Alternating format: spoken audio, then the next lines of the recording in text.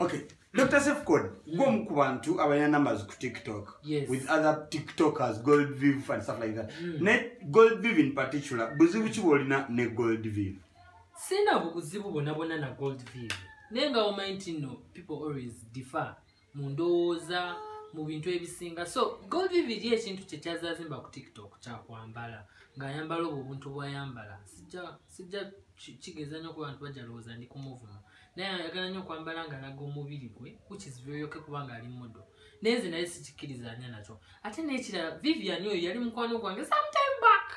Kati mba ndi ku TikTok nga mmulaba. Ne mu inbox nga ne yeeraga ta followinga back, ayina follow omu.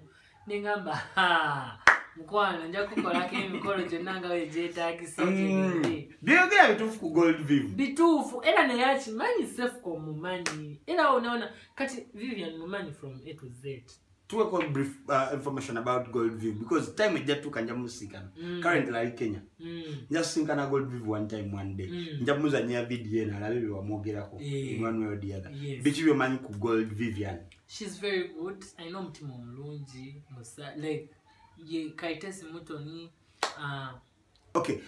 Whatever the cow no gamantino oyagala demo sinkane Gold Viv because otugambye yali mukwano go kuvada. Oyagala demo ko musisinkane mutule mubereka munyo kachayi mwembi gwe ne Gold Viv. Because Gold Viv ne womusanga yono omuntu eyeraga ajja kulaga nti akumanyi nenga like akulaze nti takutegedde. Gold Viv yeraga Gold Viv okirabira na bulabizi ku page ta following back.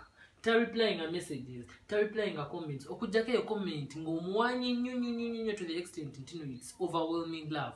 So I would not like to meet her in person. Okay. Nenga Vivian ebintu bya bulijjo omuntu woba wali omumanyi n'otuka ku TikTok n'ofuna blue tick.